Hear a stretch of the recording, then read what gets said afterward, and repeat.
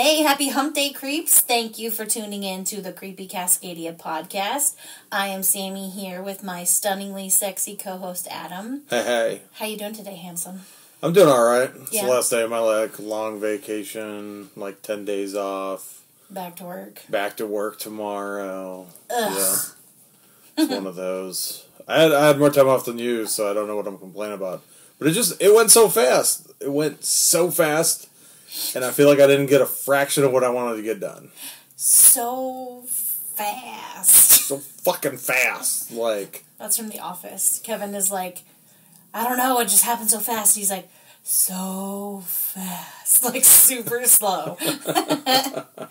In his Cookie Monster voice. Yeah, I think that's when he accidentally, he pretends, or he's in Jim's office, because he said he uses Jim's office to fart, and then he just started working in there, and then he, the credit card company called, and he, went through the prompts, because they were on their honeymoon, Jim and Pam were on their honeymoon, and he accidentally got their credit card canceled while they're on their honeymoon in Puerto Rico. Yeah. So there's that. I haven't seen that episode, though. That's a later one. Yeah. Because Jim and Pam are already married. Yeah, exactly. Once they're married... I've seen the marriage episode. I don't even know if I've seen too much of the engagement stuff, yeah. Yeah. I know they had a kid, yeah, all that stuff, but... Yeah. Well, yeah, this, as much as I hate to say it, this isn't actually a podcast about The Office, although maybe one day. No, I'm just kidding. You wish. I know. Well, this is the first episode of 2023, so Happy New Year to all you guys out there. We hope everybody had a safe and spectacular New Year. We are pretty excited for what 2023 is going to bring. We're really going to focus on growing our listenership because we just absolutely love doing this.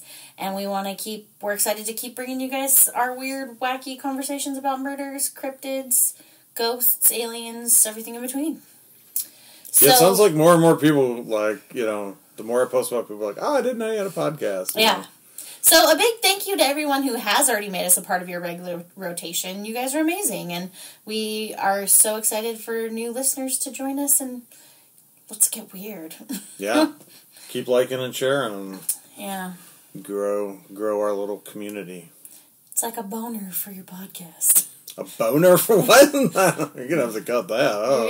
Yeah. Fine. Boner for your podcast? I don't know. It's when your viewership spikes real hard. I know. That'd be awesome. So, before we get started with today's case, Adam, what's on your mind besides having to go back to work tomorrow? Oh, housework, going through old boxes. Yeah. It was what did I tell my parents were the 2014. Were the highlights? You found your Social Security card that your mom had mailed you years ago. Yeah. A Home Depot gift card. $50 Home Depot card, not just a Home Depot card. A $50 $50 Home Depot card that looks completely unused. That looks like very old format of their gift card, too. Oh. It looks like an old one. Yeah. Both of their cash registers don't read it. And you found mail from your chiropractor from 2014 that was unopened. Unopened. That you've been hauling around everywhere. Yeah. I only moved it from my apartment to here to the house. And it was probably in that box that whole time. The whole time? The whole time. Because I moved in 2017. Yeah. So you're talking about that mail went unopened for 3 years at my apartment. and then lived in my house for 5 years Just before I out. opened it. Yeah. Didn't open it until the beginning of 2023. Yep.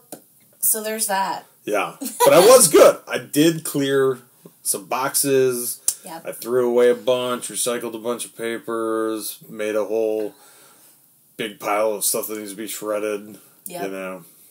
I did come up with the plan to, your work and my work both have, industrial shredders, shred bins or something. Yeah. We're gonna, Shawshank Redemption this shit. We're gonna, slowly bring in a few papers a day. Like when he's escaping and he's carving through the wall and he's, putting the soil out in the yard as he walks, you know? Yeah. Have you've seen that movie, right? Yeah. Yeah. I don't know if I've actually sat and watched the entire... I'm sure I've seen the entire thing, but not in, like, one sitting. One sitting. You know what I mean? Yeah. I just think of that One Piece at a Time song where he's working at, like, the, like, car plant and bringing home a piece at a time. It's like an old country-ish song. I feel like I want to say it's Johnny Cash, but I don't think it is. But, yeah, there's a song about a guy that works on, like, an assembly line. Okay. I'm Googling it because now Okay. I'm curious. Oh, it is Johnny Cash. One piece at a time. One piece at a time? Yep. Sounds good. Look at me. I'm so good. Yeah. They'll never know. They'll never know. Just Nowadays, everything's, like, automated, I feel like, so you definitely wouldn't be able to do that. I think there's a lot of pieces, like, in car plants and stuff like that are automated. On the assembly line. You're still talking about a dude taking a car one piece at a time. I was thinking you were talking about shredding one piece at a time. I'm like, I don't know if it's so automated. Like, I mean, it's just a giant bin that gets, like, dumped in a truck. That gets treated. Yeah. Yep. So, yeah. So, yeah, because otherwise we're going to have to go through, like, 3 shredders like we did our vacuums. People, I want everybody to settle a debate for us. Adam thought I was crazy when I said you probably shouldn't vacuum up cat litter. Like, not used cat litter, obviously. Like, stuff that got, like, fell out of the box floor. Or whatever. Because the cats are messy.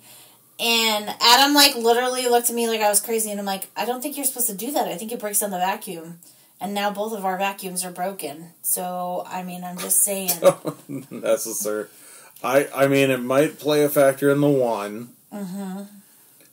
The other one was already shit to begin with. The other one, like, the last time we tried to vacuum with it, like, all it did was spread dust. Like, all you could do is smell burnt dust. Fair.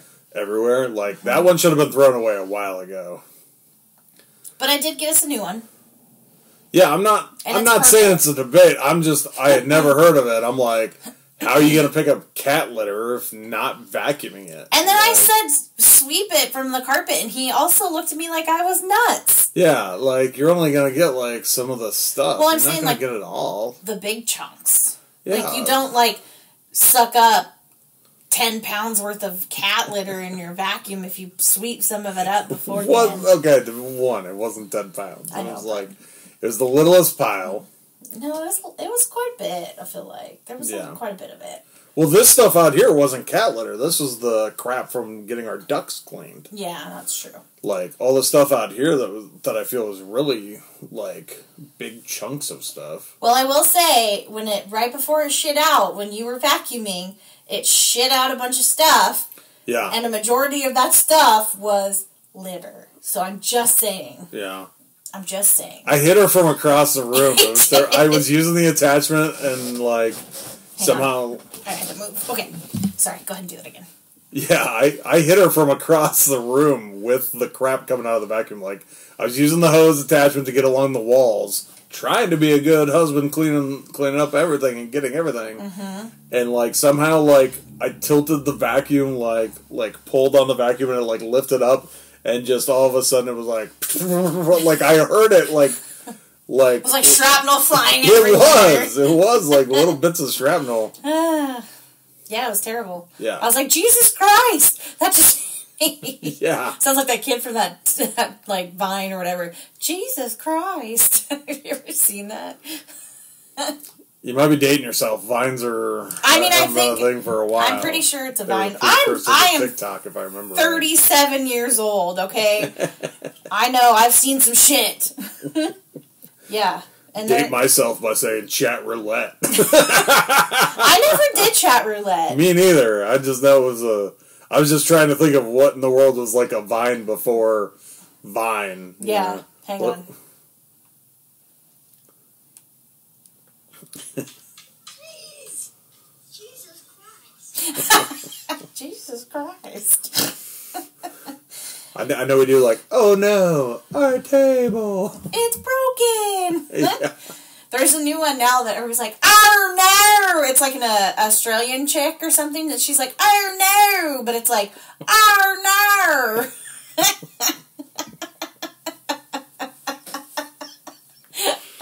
Who knew your wife had so many talents? Yeah. Great at impressions. Yeah, great impressions. Well, for some reason I picture a cat like, arr, arr, like Winnie. Sounds like a noise they would make. Sounds like a noise they would make. Because she's derpy sometimes. Oh, man. She ran into the glass the other night, last night.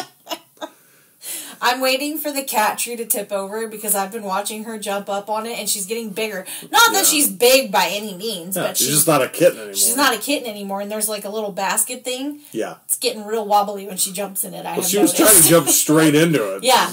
That's been her thing, is she's like, I don't need to jump up to the top and then climb down to the basket. She's I got the hops, bitch! I do what I want! But I swear it was like a bird or a bug that she like she was looking, and then all of a sudden it was like, smack! What did the 5 fingers say to the face? Smack! Yeah. Ah, shit. Well, yeah, so with that, let's now that we've got all the fun out of the way, let's talk about a really terrible case. Yeah, and I actually got to see a little forewarning on the case, because I actually watched the episode. The Dateline episode with me. Yeah. I didn't want you to, but I also was like, I kind of am glad you did, because you recognized. So I'm going to give you a quick backstory before we go into your tie. But this case, today we're talking about the tragic murder of Cassie Jo Stoddart. So back in 2006, Cassie was murdered in Pocatello, Idaho, and at the time of her murder, she was only 16, and it was a pretty gruesome murder, so it shocked the entire community. Yeah. And Pocatello is actually where Adam went to graduate school, and his aunt still lives out there. And so Adam, when we were watching the documentary, there was a... when I say documentary, I mean the Dateline episode. Yeah. There was a guy that popped up on screen, and Adam's like, "Hey, that's Ben!" So I'll let you tell the story, because it's your story. What was it? Bob Beeson. Bob Beeson, sorry. Yeah, it's all good. So Adam knew Bob, and... Yeah. It just wanted me to launch it. Yeah, go ahead. Yeah, so she's watching the episode, and I'm like, all of a sudden, like, I look over at the TV, like, it wasn't the voice, it was like I just happened to look over. Yeah. And I saw Bob Beeson was the one being interviewed. And he runs the comic book shop in Pocatello.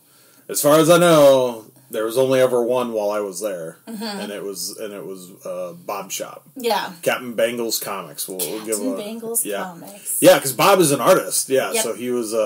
he was an art teacher at Pocatello High School. Yeah. Yeah. Yep, retired now.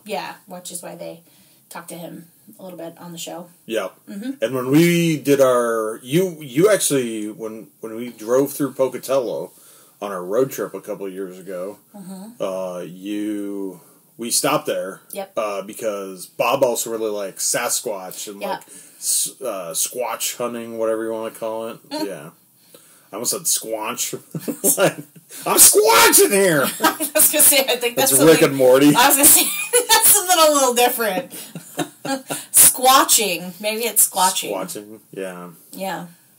But I got to see the big, like, cutout of Bigfoot he had in his back of a shop.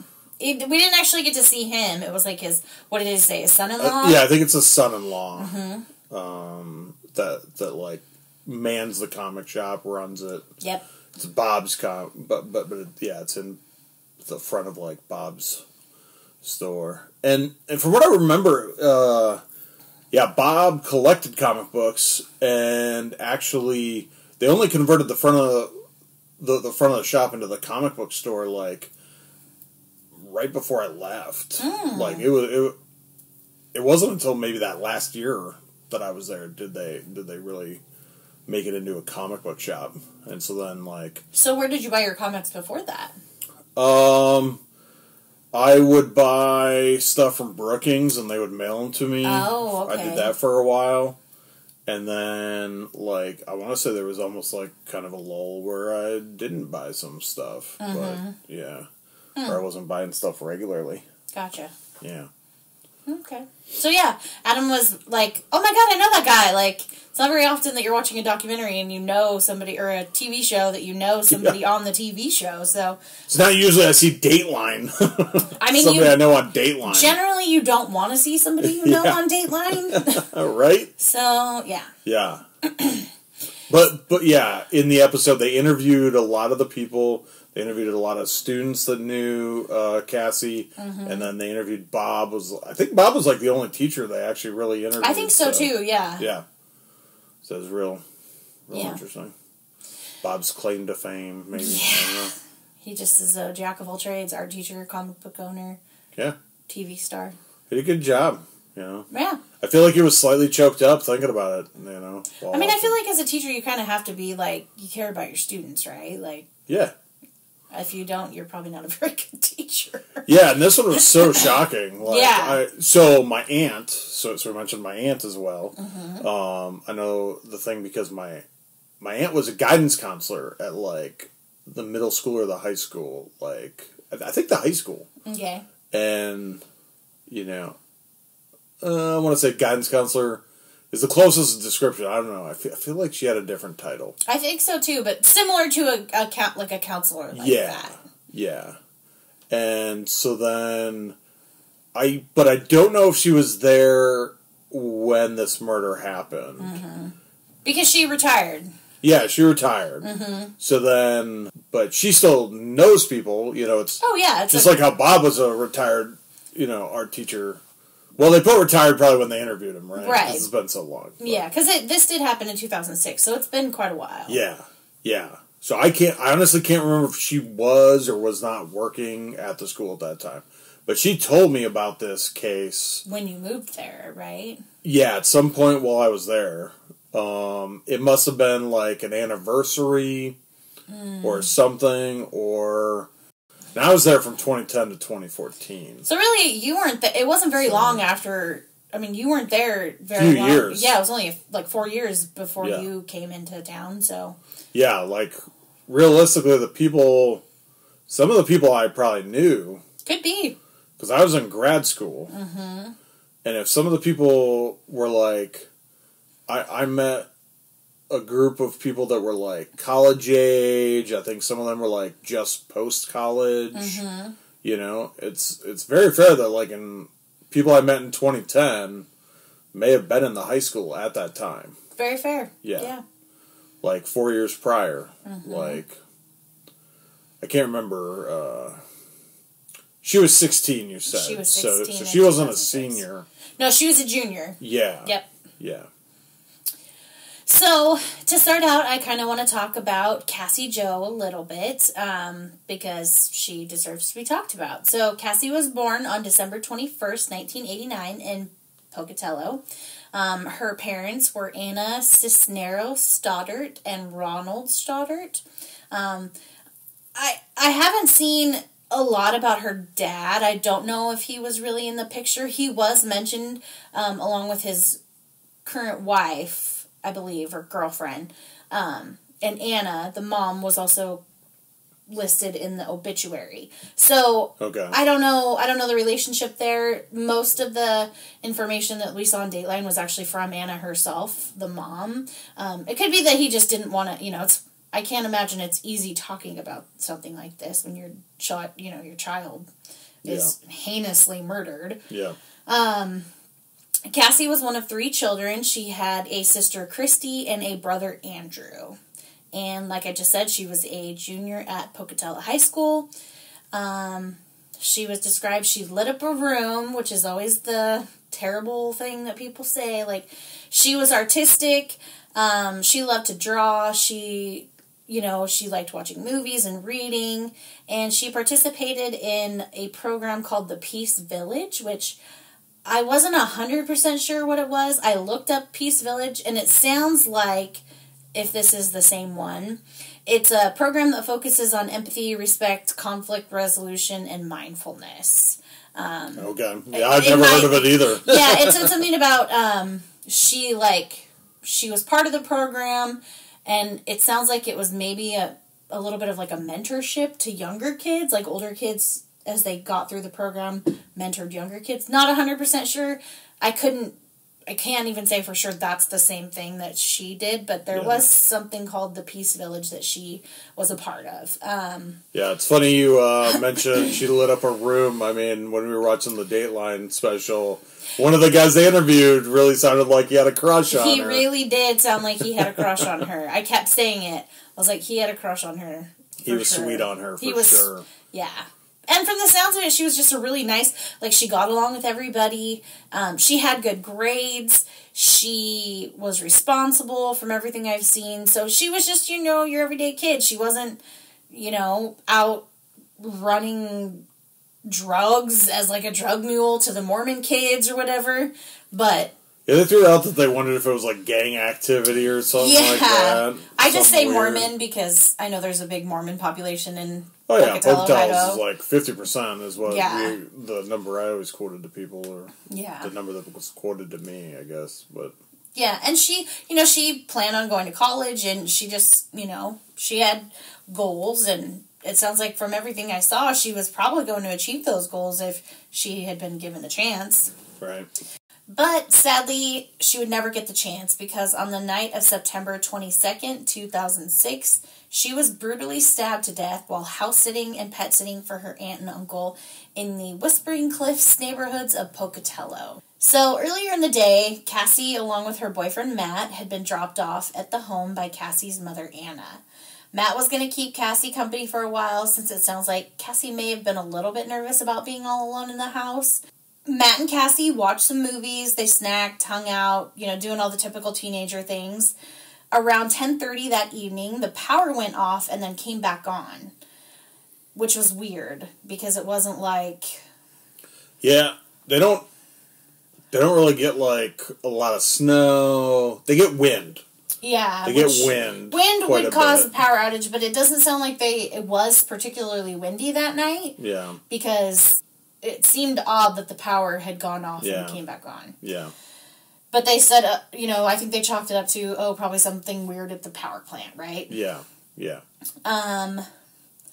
So it did say that they were actually both kind of scared to go down and check the breaker box or the fuse box. So because it came back on, they just didn't worry about it, I don't think. Well, yeah, right? Yeah.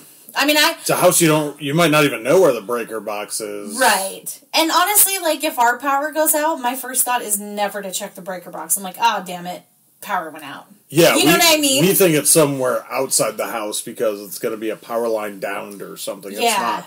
exactly. Yeah, we're not going to go check a breaker. So, a little while later, just after 11, Matt's mom came to pick him up. He had actually called his mom and asked to stay the night, since Cassie was kind of nervous about being alone in the house, but his mom said no. Shocker. However, she did say Cassie could come stay at their house, but I understand why a mom wouldn't want their two 16-year-old kids to be alone in the house, because... Well, they were already alone in the house. Overnight, right? Yeah. Yeah. Get it in before mom comes pick you up. It's terrible. I would never do that. But Cassie was also super responsible, though, and she said no. She had told her aunt and uncle, she promised them that she was going to take care of the house and the pets, and she said she would just stay there. Yeah, it is a little weird to, like, go watch movies and then leave for the night when you're supposed to be there, exactly. The whole point is you're supposed to be there overnight, right? Like, and I think she was trying to prove, that she was responsible and she could handle it, She's 16, you're kind of... I remember I was, like, house sitting for people at 16. Yeah, right? Yeah. Stay over. It's kind of like... I'm free. You don't have to be at your own... You can stay up as late as you want because you don't have parents telling you to go to bed. Yep. And it's good practice for adulting. Oh yeah, it's a good taste of it without the commitment. Yeah. Yeah. But this would be the last time that anyone would see her alive. So Anna spoke with Cassie that Friday night, but she was unable to get in touch with her on Saturday. She had called but got no answer. Anna kind of just chalked it up to Cassie being busy and enjoying her little taste of freedom. And Anna told herself she would just head over and pick up Cassie the next day. But it would actually be Cassie's aunt and uncle who discovered her lifeless body when they arrived home that Sunday afternoon. So that would be the 24th. And I saw a couple articles that actually said it was the couple's 13-year-old daughter who found Cassie. Ew. Yeah. So they obviously, right away, they called 911, and police arrived to a very bloody scene. Yeah. So, trigger warning, we're going to be talking, obviously, about a 16-year-old's death, but the cause of death is pretty gruesome, so if you need to skip ahead, like, 10 seconds, go ahead, but... Yeah, you're gonna describe it a little? A little bit. Okay. So, it was reported that Cassie had been stabbed 29 times, but she had put up quite a fight. The house was like... There was lots of blood. They reported that there was lots of blood.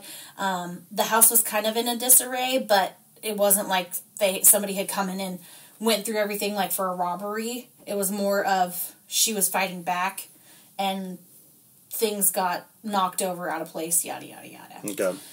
But it did quickly become clear that there was no signs of robbery or nothing had been taken. There was no sign of forced entry into the home either. There was no murder weapon found. But it was clear at that point that the motive behind this awful act was actually to kill Cassie. It wasn't like a robbery gone wrong because nothing was stolen. So yeah, it was They very... didn't leave the knife, like you stabbed somebody that many times, and like, I mean, like... If you're trying to get away with it, you don't want to have anything tied back to you if you... Oh, that was your knife. Yeah, I guess if it's their knife. I guess because I thought it was in a house. Oh, no, we're going I to... assume they used a house knife, but yeah. We will quickly learn that this was very, very much planned. Yes, so. yeah. This was shocking to everyone. Why would anyone want to kill Cassie? From everything that the police saw, there was no motive for wanting to kill Cassie. It's not like she was... like they said, she didn't have a double life or she was doing terrible things on the side. She was, from all appearances, a really just normal teenage girl, you know? So they... It was a ghost! Yeah, I wish. I mean, not really, but... So the police immediately went to work trying to establish a timeline of the last hours of Cassie's life and learning everything they could about the teen. Because sometimes you don't know. Maybe there is something that, nobody knew about that she was hiding. You just never know. Yeah, that poor boyfriend probably got grilled like a motherfucker by the police. I mean, legitimately, you're the last person. Exactly. As we've listened to these, it's like, last person to see you, where's the car, you know what I mean? Like, none of that's going on here. Like, the body's where she was last seen, in this house. Mm-hmm. And they knew that that's where she was killed as well. Yeah.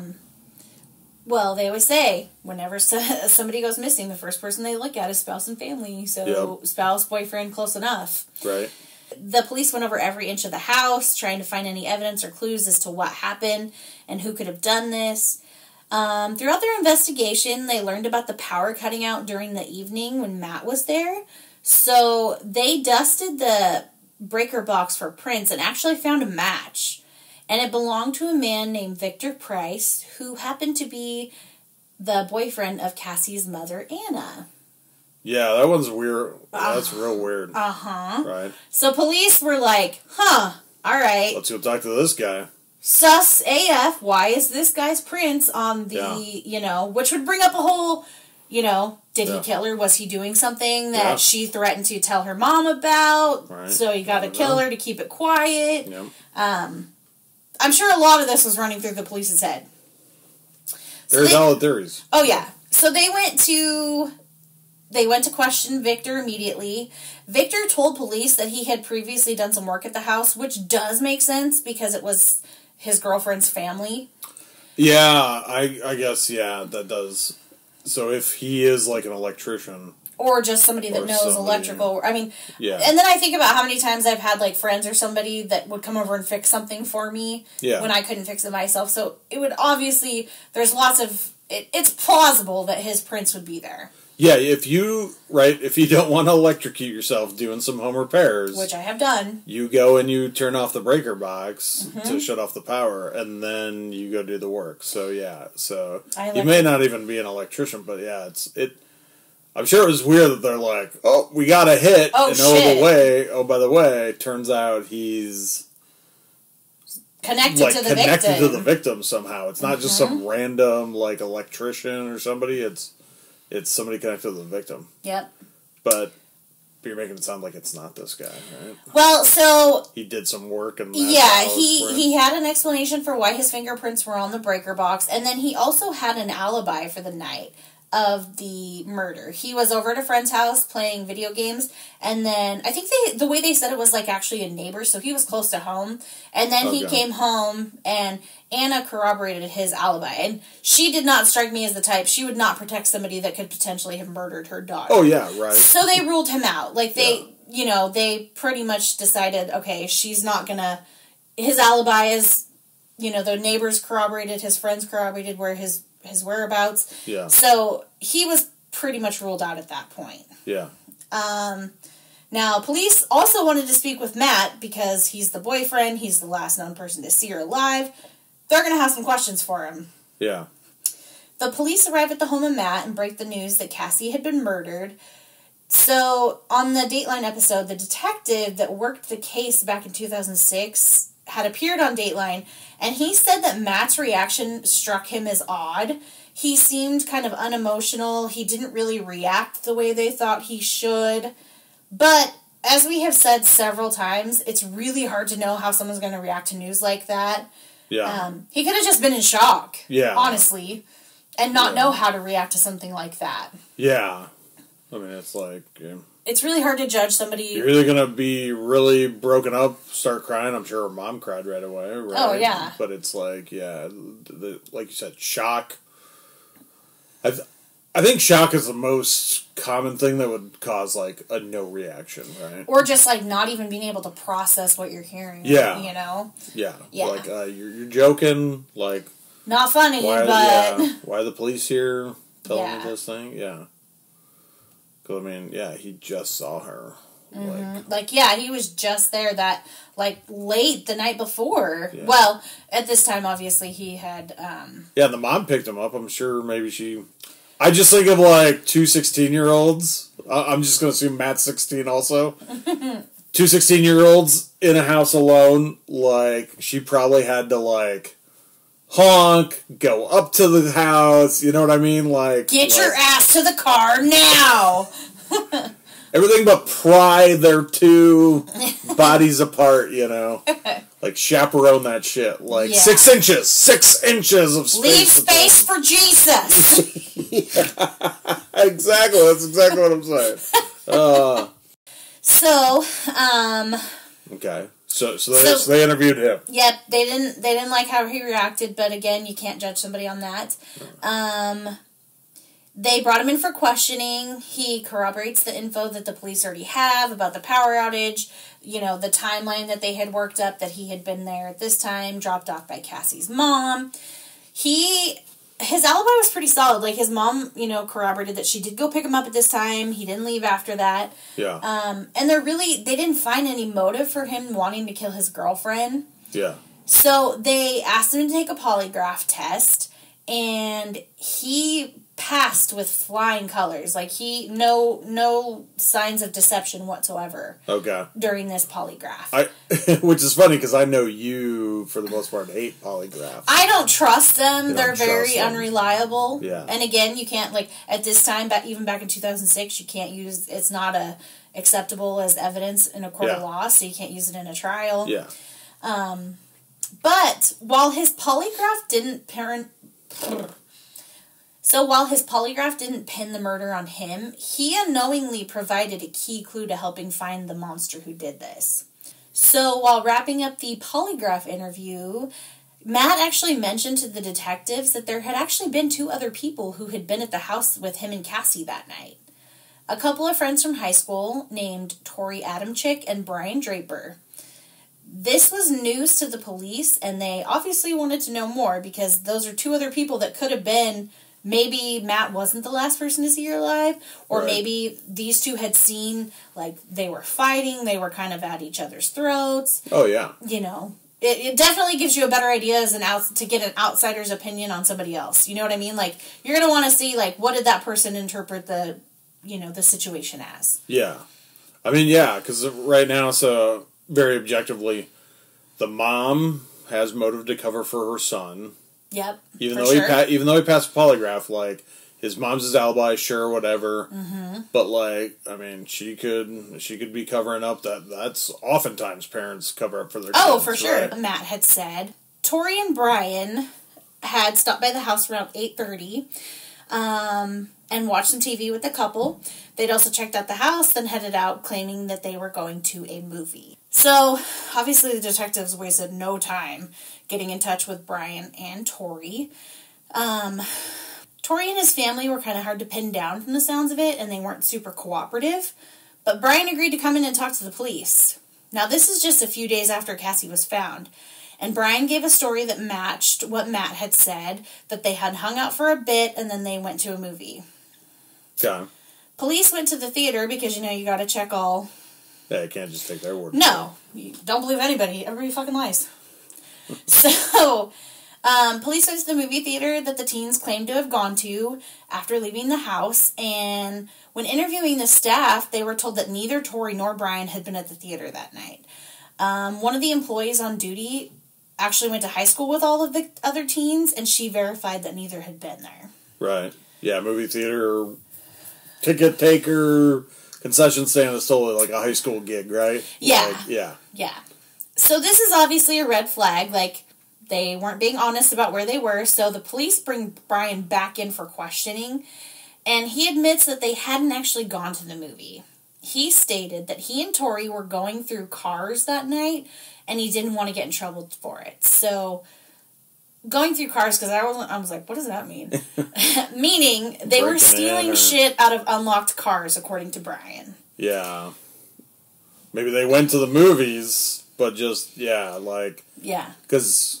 So in Pocatello, there's two movie theaters. Okay. One played like older movies and was like the old school. I think you showed it to me when we were driving around town. The old one. You're like, that's the one that plays old movies because it plays older movies. You and your aunt always would go to movies quite often, right? To the other one. Yeah, we would go to the newer one. Yeah. That's out by the malls. Mm-hmm. That's like a bigger theater, multi screens. Mm-hmm. Like 6 or 8 screens. Yeah. Something like that. This other one is like I think 2 max. If even that, yeah, I think 2. Okay. And it's just literally like concession stand left or right. Yeah. Super small parking lot. Mm-hmm. Yeah. So it makes sense. It makes more sense going through cars out by the mall. Yeah. Out by that movie theater. Fair. And again, Pocatello, for the most part, people feel safe-ish and don't lock their cars and do weird stuff there. People don't lock their houses. Lock your car, lock your doors. You cannot trust anybody. The world is a crazy place, and this is just one more example of it. Yeah. Don't give people the opportunity. Yep. Yep. So, like I said, this was an obvious red flag to the police. So they bring Brian back in. He talks about going through the cars. But police don't really buy his story. Yeah. And they ask to give him a polygraph. And he agrees. But the day he was scheduled to come in, the detectives got a call from the person administering the polygraph telling them that Brian was pretty much freaking out and that they needed to get over there right away. Mm. So the police are like, bet. So they head over, and it was here that the story really started to come out. Brian, accompanied by his parents, started to tell the police his version of what happened. So, according to Brian, he and Tori had actually snuck back into the house after they had left, intending to just scare Cassie. But during the whole ordeal, Brian realized that Tori was actually stabbing Cassie, and he panicked. Brian also told the police that it was Tori who had committed the murder and he hadn't touched Cassie. He claimed the whole thing was supposed to be a prank, but it just went too far. And again, police are not buying this. Because she got murdered, yeah, stabbed multiple times. And from what they saw... No evidence of you stopping your friend. Well, and from what they saw, they didn't find any fingerprints. They didn't find anything... whoever had done this... This wasn't accidental. No, it wasn't like they went too far and it was a prank. It felt planned to the police, so... Yeah. But this confession actually gave the police a place to start and grounds to request that make Tori basically come in for an interview. Because what? Was he, lawyered up, or his parents were just trying to be, a little hard about it, and so the police were, pushing for it? They weren't being super cooperative about it. So when Tori did come in for questioning, police laid out the scenario that Brian had given them. Tori gave little info and asked to speak to an attorney before he said any more. Which, to be fair... You're being accused of murder. No, yeah, to be fair, anytime police are asking you to come in for questioning, you should always talk to a lawyer before you talk to the police. Yeah. Innocent, it's your guilty, right. It's your right, it's your duty, I feel like. Every podcast I listen to, especially... one of the ones I really like is Sinisterhood, and Heather on there, she has a law, like her law license, so she was an attorney. I don't think she's practicing right now, but they always say, like, always talk to an attorney. Do not talk to the police without an attorney. Yeah. Because, unfortunately, we do live in a society where sometimes police will use not great tactics and trip you up, try to get, They're trying to solve the case. Yeah, coerced confessions are a thing. So you should always talk to a lawyer. So that in itself is not a sign of guilt in my mind, because that's exactly what you should do. You should talk to an attorney before you talk to the police. Yeah. And you should have an attorney present to protect you from unfair questioning, things like that. Yeah. So during this time, Brian also gave the police the location of where they had buried the murder weapon. And the police actually found more than just the knife used to kill Cassie. They had found the burnt remains of the masks that the two had worn during the murder, because these little fucking freaks wore, like, scary masks during this. This is also called... This is like Scream. It's also called the Scream murder. So, yeah, it makes sense, right? Yeah. They found clothing with Cassie's blood on it, and most interesting of all, a partially burned videotape. Police were very interested on what was on this tape, but they worried that it was too damaged to recover any of the contents. But they caught a break because the tape was restored, and they found what can only be described as something straight out of a horror movie. The tape contained footage of both Tori and Brian planning the murder. On it, they discussed a death list and how they planned on killing Cassie that evening. That was very You could have left it in. That evening. I'm going to leave it in. Brian even says, "I'm sorry to Cassie's family, but she has to be the one." So Brian's the one spilling the beans. Yeah. Brian is the one saying, spoiler alert, him. They both pin it on each other. During the trial, they both blame each other. We'll get a little bit more into it, but yes. But Brian loses a lot of his deniability here, because this throws out the whole prank got out of hand theory. Obviously, this was premeditated, massively premeditated. Yeah, so he must have thought that videotape was burnt up enough that it was unrecoverable. Right. If there's that much, incriminating stuff on it. And honestly, I think these two were just, super arrogant and didn't think they were going to get caught. So, or I think he had to, in my mind, I agree with you. I think he must have thought that the tape was too fucked up to recover. Yeah. But he was wrong. Thank God. Yeah. So, they had both the teens talking about it on tape, their plans to murder Cassie. The tape also had both of the teens talking about how they had just committed murder right after it. So, they were saying, "We just killed Cassie." Yeah. Because of this tape, the police can finally piece together what happened. Throughout the investigation, police discovered that Draper and Adamczyk had asked a friend named Joe to buy them some knives from a pawn shop in August of 2006. And this happened in September. Yeah. So the three of them had gone to a pawn shop together and picked out several knives that Joe purchased using money from Brian and Tori. I'm assuming they weren't old enough to buy them, is what it sounds like. I don't know if there's a... I mean, maybe. Right? Or maybe they were just trying to, knives over a certain length. Yeah, something like that. Or they were like, "Hey, bud, we need some deniability here." Yeah. Yeah. So, from what they figured out, during their initial visit, Brian had snuck down to the basement and unlocked a door, allowing the boys entry back into the house. After leaving, they parked down the road and made another entry in their video diary about their plans. Around 10:30, they snuck back into the house through the unlocked door and cut the power. So this is when the power went out the first time. Yeah. Which does match Matt's story about the power outage. Yeah. They expected one or both of them to come downstairs and check the fuse box, but because they were both scared, they didn't go downstairs. Yeah. And then you said, the power came on. Mm-hmm. Yeah. So then shortly after that, Matt had left and Cassie was alone. This is when Tori and Brian snuck up on her and stabbed her 29 times, killing their friend. Now, because of the tape, police realized that Matt had also been an intended victim.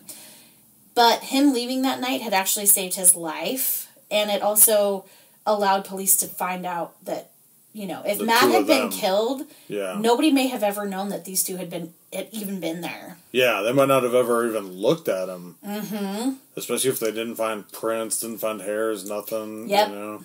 They were going to kill somebody that night, but they weren't sure who. So there's actually an excerpt in their tape from casetext.com that I'm going to read. Adam Chick and Draper sitting in the car. Draper is filming Adam Chick with the camera light on. So Brian says, "We are at Jane Doe 1's house. It's clear out there in the pasture. We've already snooped around her house a couple of times. She's not home, so we're going to go to that church over there, and we're going to call a guy and a girl named Cassie and Matt. They're our friends, but we have to make sacrifices. So I feel tonight it's the night I feel really weird and stuff. I feel like I want to kill somebody. I know that's not normal, but what the hell." And then Adam Chick says, "I feel we need to break away from normal life." So this is them talking about murdering their friends. So they had actually scoped out another person's house, another female's house. And when that girl wasn't home, they moved on to Cassie and Matt. Yeah, they probably had a name. It's just like you said, a case text, so they called it Jane Doe. Well, and if this was presented Person One or something at trial, right? If this was presented at trial, they probably weren't using names to protect the person's identity. Yeah. Because who wants anybody to know that they were the intended victim. Yeah, exactly. So, after Cassie was dead, the boys left the house and headed to a convenience store to pick up matches and hydrogen peroxide. From here, they drove out to Black Rock Canyon and attempted to burn the evidence, including the mask, gloves, their clothes, and the videotape that contained their play-by-play of the murder they had planned.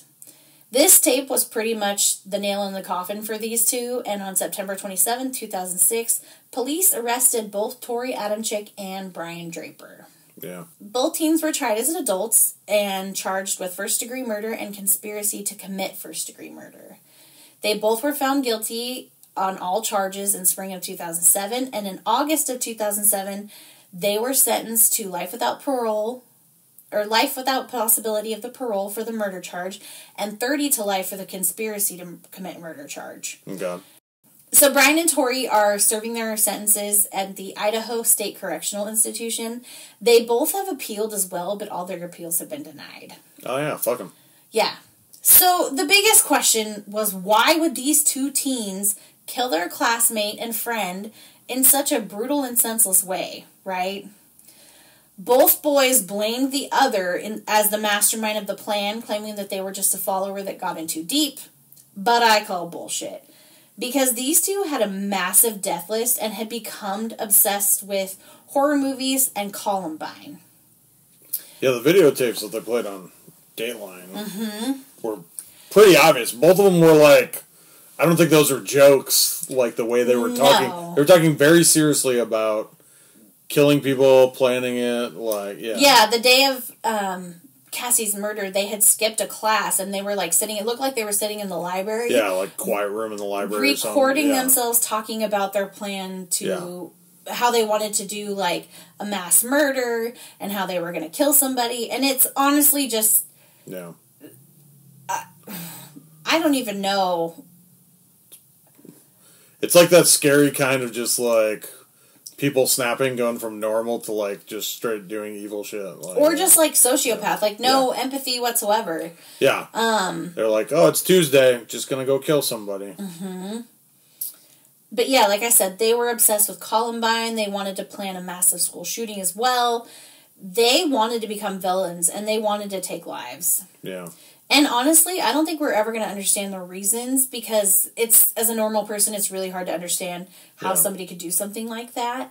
I did see some articles had said that Brian, I think, because most of the info is coming from Brian, as far as... Brian apparently is the one who cracked and felt some guilt. Brian, I don't think he did. I think he knew they were caught, and he likes the attention.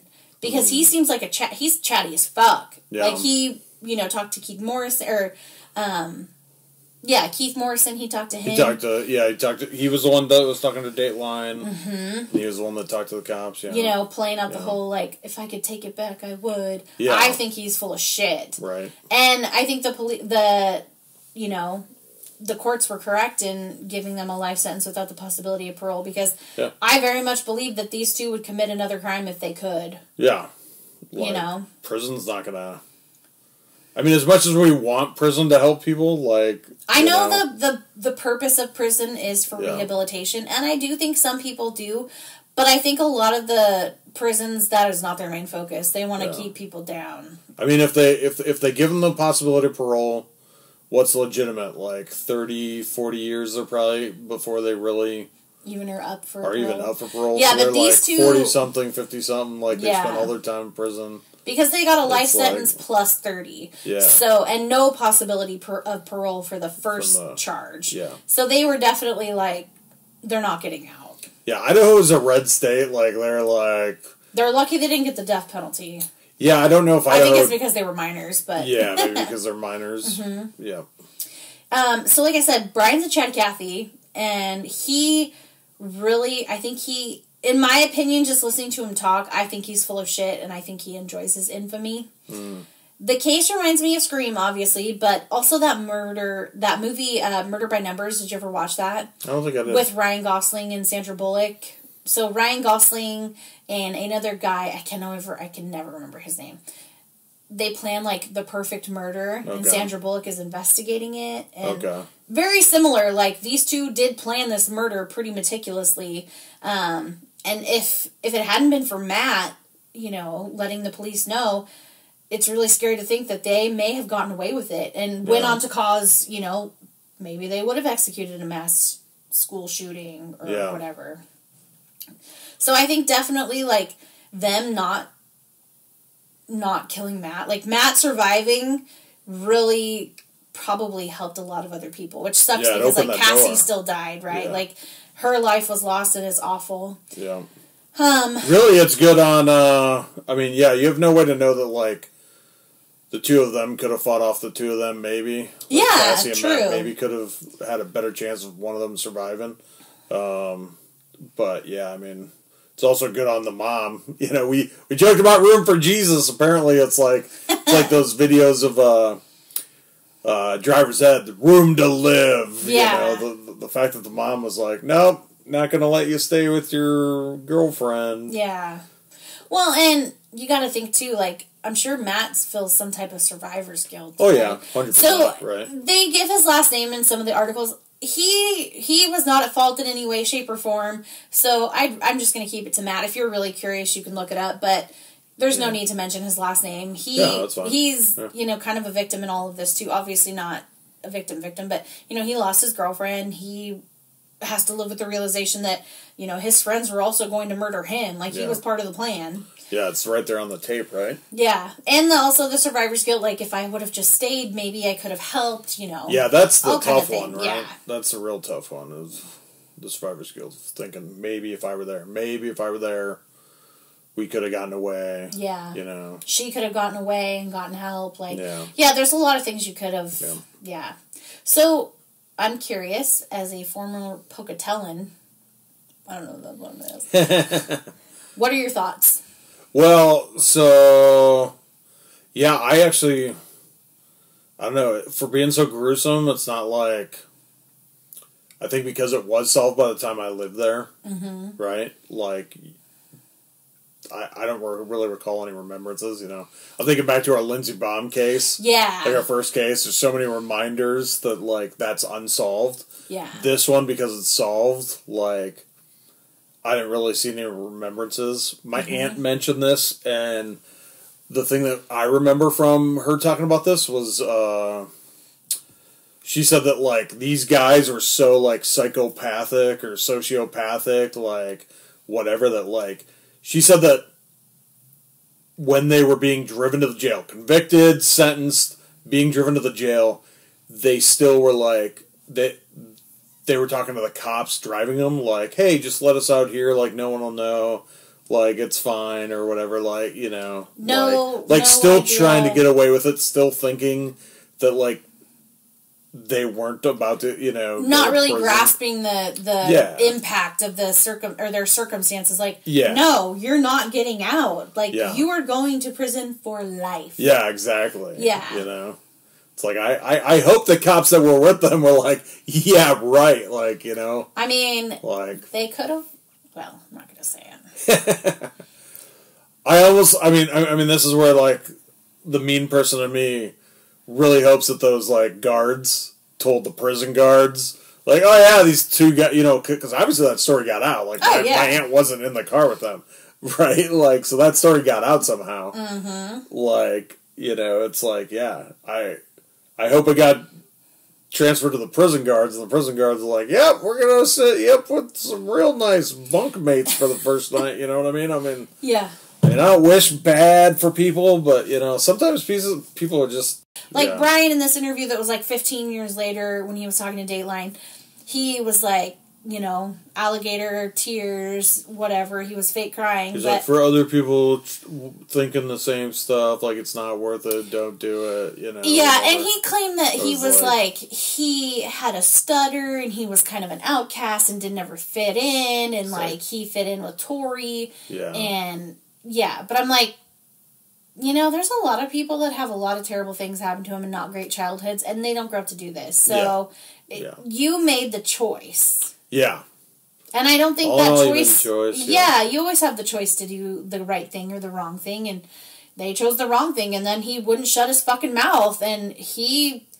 even then, he implicated himself by telling them where the murder weapon was. Yeah. I don't know if he thought he was going to get leniency or what. If he, like, maybe if I tell him... if they're both trying to play each other... if I tell him where it is, they're going to, like, that's going to look good on me. Yeah. And he probably, like you said, thought the tape was too ruined to do anything with, but he's a dumb fuck, and luckily he was a dumb fuck, and it didn't get burned very much. Yeah, it is interesting. All the info came from Brian. Yeah. But they both got the same sentence. Right. Like, that's how bad these two guys are really Brian himself. Mm-hmm. Like, Brian gave them all the evidence. I mean, he gave it to them not... he lied continually. He was still lying. He continuously lied until it was like he couldn't lie anymore. Because they literally had him on tape saying it. Yeah. Yeah. Yeah, so it's like, you know, even then, and it also sounds like they found him guilty. It sounds like he didn't plead... He didn't ask for a lesser, you know what I mean? Like, well, they did appeal. Or at that point, I honestly didn't really look too much into, like, what happened to the trial, because I don't care. Like, there was no denying what they did. Yeah. So, aside from them trying to, like, pin it on the other one, like, oh, I didn't touch her, like, it was me, I just was, like, there, but... yeah, we should be clear that they didn't videotape the actual killing. They did not. Right? No. It was beforehand. Not that I know of. Yeah. You never know if the police has something, but it doesn't sound like they did. I think they were just, like, on a high.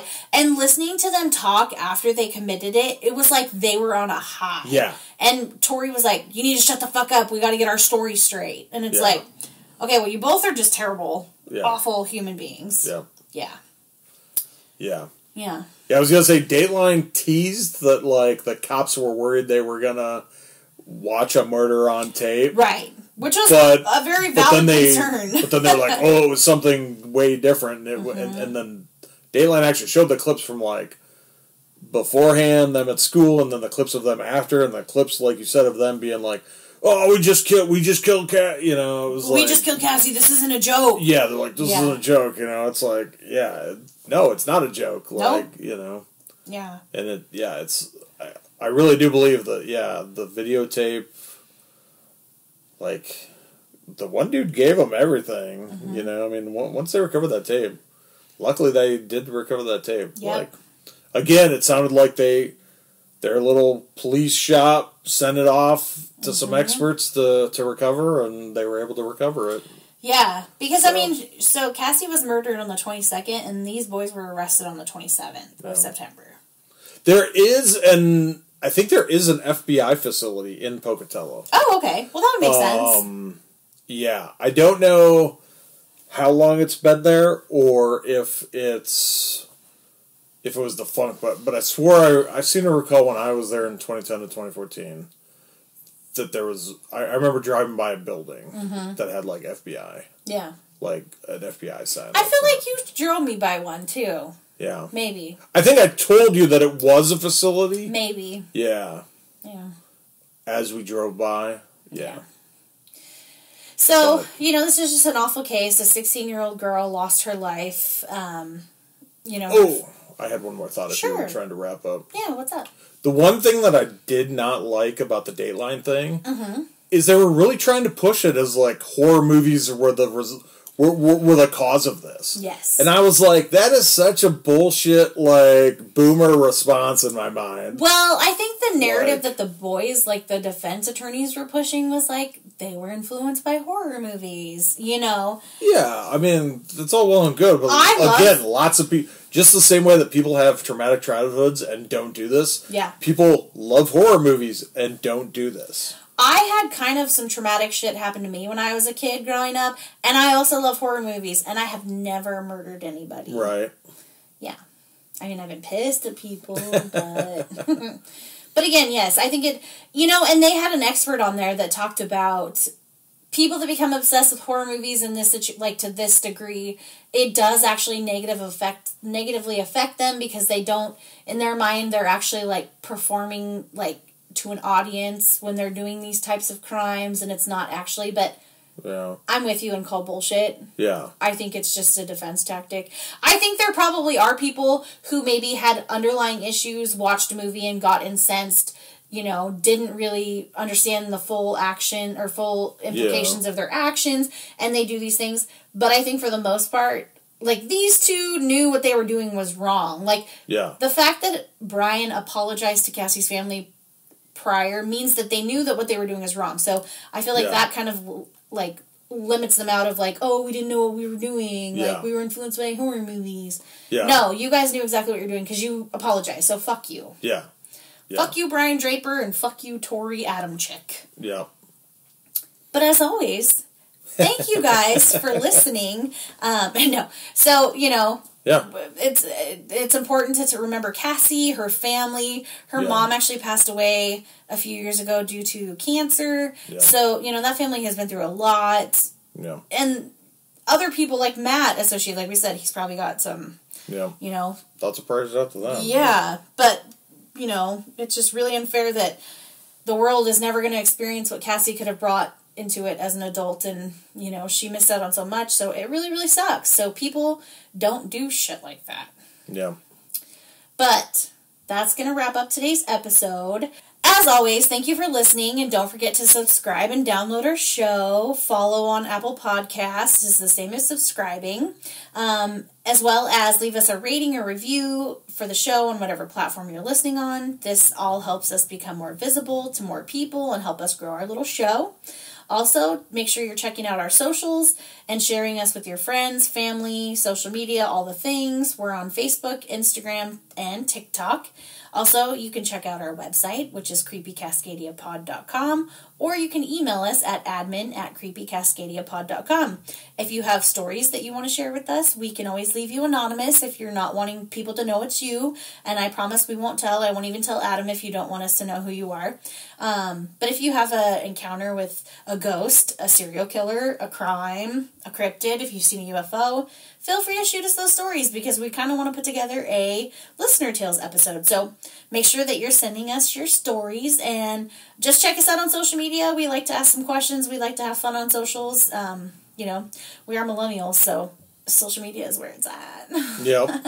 New year, new weird. Yeah! I'm always weird, but that's okay. But anyways, we hope everybody has a great week, and we will be back next week for a brand new tale of something creepy for you. So, happy hump day. Bye. Bye.